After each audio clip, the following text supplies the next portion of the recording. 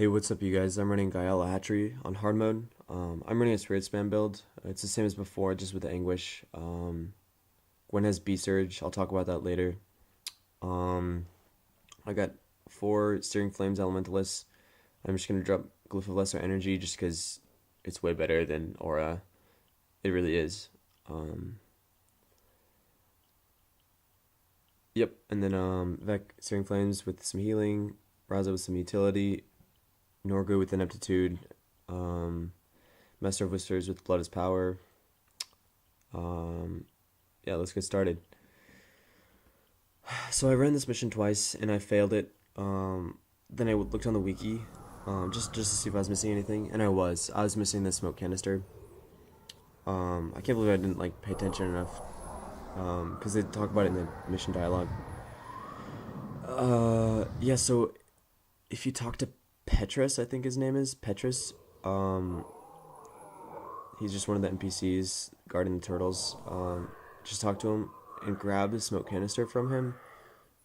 Wherever you drop this smoke canister, the siege turtles will fire. It has a huge blast radius. It's probably like the range of in the area, which is about the range, the radius of like your character's shadow. I think I heard that before, or maybe I'm wrong about that. But if you drew a circle around like with the radius of your character's shadow around your character, that's actually a really wide range, or maybe that's nearby range. I couldn't say. Anyways, so you drop the smoke canister, it'll have like a big radius, and it'll deal massive damage from the 3 siege turtles. So yeah, just if you have spirits, just drop them near this portal, because this is where the first wave of the juggernauts come, right here. Oh my gosh, my heroes aren't doing anything. Look at this. I didn't notice that when I was playing. Oh, look at that. That's like 10 seconds of inactivity. They're really struggling with the heroes spawning in like that. I guess it messes with the AI. Even my spirits weren't going. Okay, so drop the canister in the middle of these turtles. It'll take care of the warriors, the Kurzik warriors that come in. Um, I was like, oh my gosh, like this is so many when I was playing. Like this is way too many. Like, and they're the thing about this is that like I think this team would be able to handle a mob that big, but not when they're like closing in on all sides, like running around crazy. It's too unpredictable. I don't have enough melee defense for that. Um, but the siege turtles will take care of them, so you don't have to worry about that. Um, focus, focus your fire if you're doing this on the casters and stuff around the edges, and let the warriors get taken out by the siege turtles. And if worst comes to worst, flag your heroes inside of the smoke canister, like right on top of the smoke canister, so that anybody that's targeting your heroes will chase them into. You know what I'm saying? Sweet. So yeah, I decided to run Blinding Surge on Gwen because can't go wrong with like spammable blind and AoE armor piercing damage. I haven't been running it in the past because Stolen Speed is pretty good.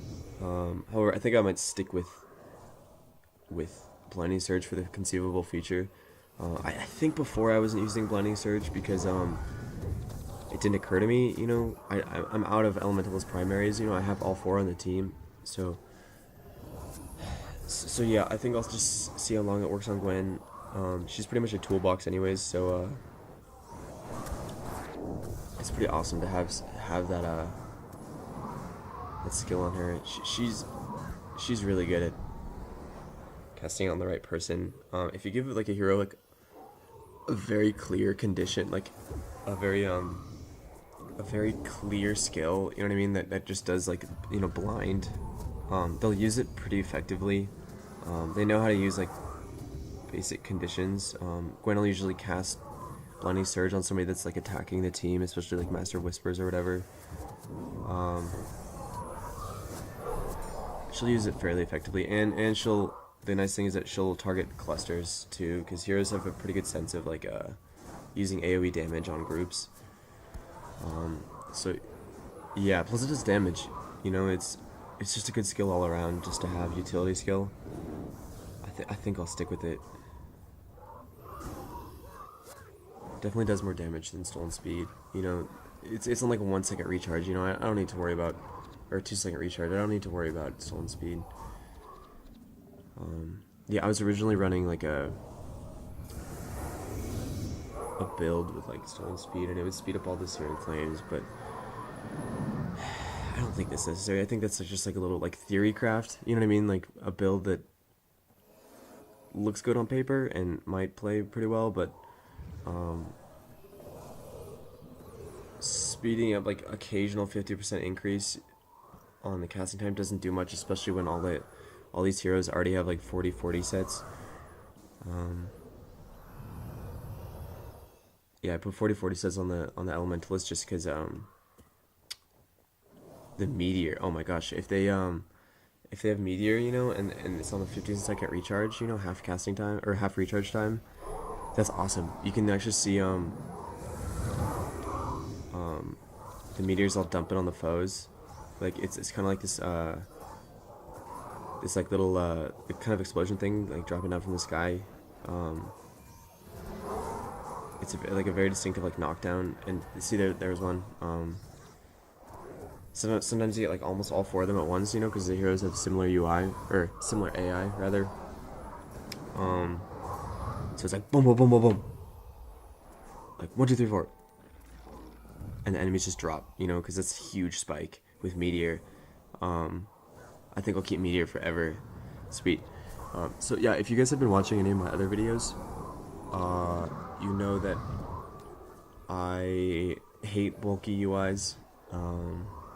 The Guild Wars UI, you know, it's passable because like it looks pretty good in its vanilla form, but I was just pretty tired of the weight and the huge gradients over everything, every menu, like every bar, like just had these gradients. So I went through like with Photoshop and I pulled out all the textures in text mod, and yeah, these foes just blow up. Look at all the searing flames. Oh, and see this meteor shower right here? This is Argo. Argo, actually, that really hard boss from Boreas Seabed, like one of the previous missions. He's actually your ally in this, escorting the turtles. He has some great skills. So if you're having trouble, just like stick behind the turtles, make sure the enemies are in his range. He does big damage with like fireball and stuff, especially in hard mode. What was I saying before? Oh yeah, my UI. Guess what I made a UI? It's not quite done. Anyways. Other mission or other UI add-on. I have in-game missions map, which is this dotted line that I'm following. If you look on like the top right-hand corner, you can see the dotted line. It actually recommends that I do the whole like behind the. I don't know, like the wiki was talking about this too. You can like apparently when you spawn in, you can like run up and around like the back of the mission, like off the path, and it won't trigger the turtles. Like the turtles won't start moving, so that you can like kill all these mobs ahead of time before the turtles even go, you know, just to guarantee that the turtles are safe.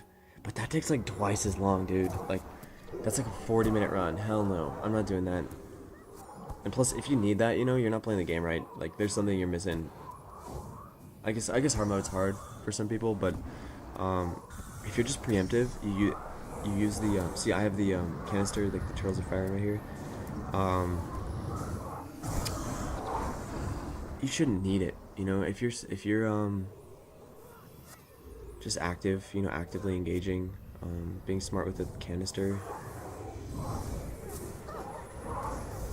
Yeah, don't do the back way. I would say that's a weak move. That's as far as like playing the game.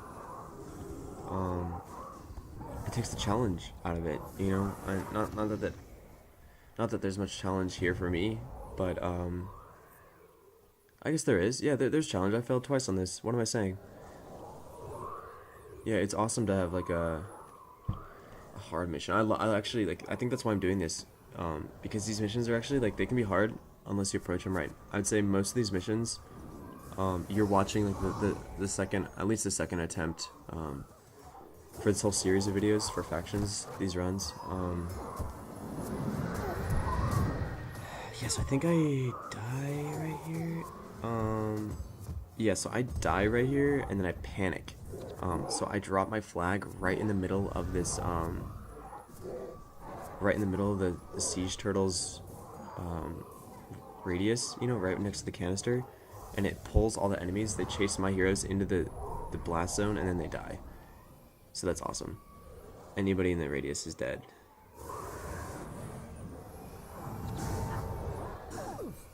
Yeah, so that's a good tactic. If you get overwhelmed, just pull your flag your heroes, because the thing about flags, your heroes will always touch the flag before they do anything else. So just drop like the green flag, like the big flag, right in the middle of smoke canister's range, and your heroes will be safe-ish.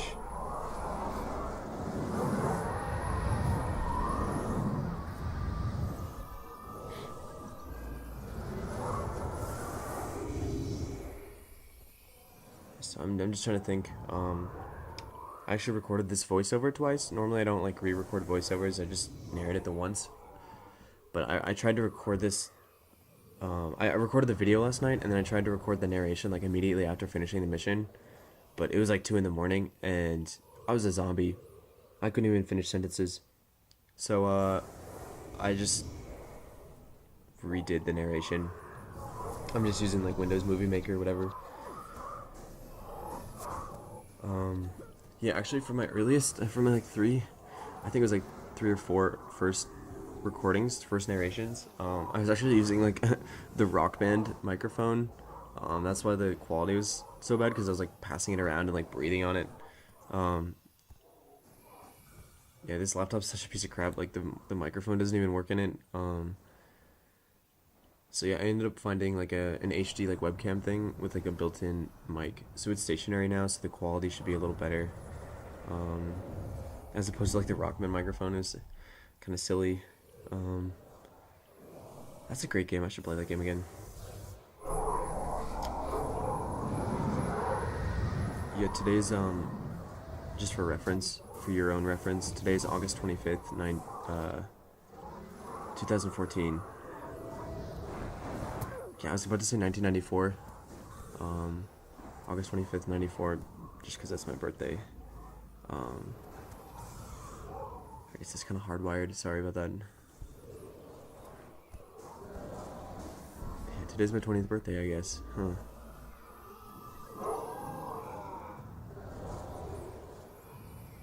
Anyways,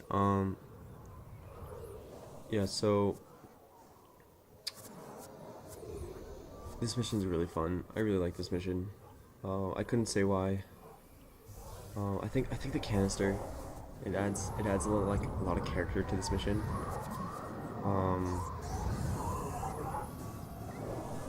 It's like a baby. It's like a dangerous baby that I'm running around with. There's a lot of missions where the bundle is like the bundle that they force you to carry is like tedious, like the urn and like the Spear of Archimedes and oh my god, in faction in prophecies there's like 10 missions with like a bundle, and they suck. Because I was actually doing like for almost all of see, I actually just before I recorded the series of faction videos, I did the entire prophecies in hard mode and normal mode. I'm just working on that title. There's a bunch of missions where you need the bundle, and I was running like an Assassin's Promise like collar with like a shadow step in it, and every time you shadow step you drop the bundle, so that's extremely frustrating. Yeah, I had this build where I had like it's called like Dark Escape, and so it halves my damage, and then I would teleport in immediately with Death's Charge upon engaging, and the enemies would all target me, cluster on me. And then my heroes would nuke them. The strategy doesn't work so well in hard mode because I would drop instantly. But if you're a melee, like a warrior or whatever, and you have like I am unstoppable with the plus 24 armor, you could probably get away with that. Just shadow stepping immediately into the center of like a group that adds a lot of utility. I would say you don't even need the spirits, just because if the enemies cluster on you, then it gives your heroes somebody to nuke. Like, yeah, I'd say every human player, must be body blocking. Like that has to be your job, you know, because you're the one in front. You're the one engaging. You have to be responsible for taking the initial aggro. So that's like my criteria for like a player build. It doesn't matter your class.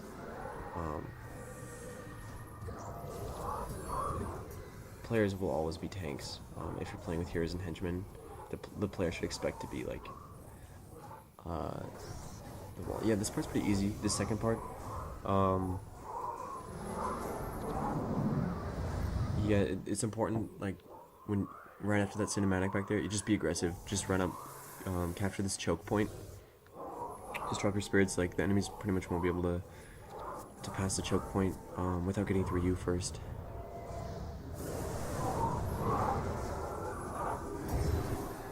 Yeah, sweet. So that's just about it. Peace out, you guys.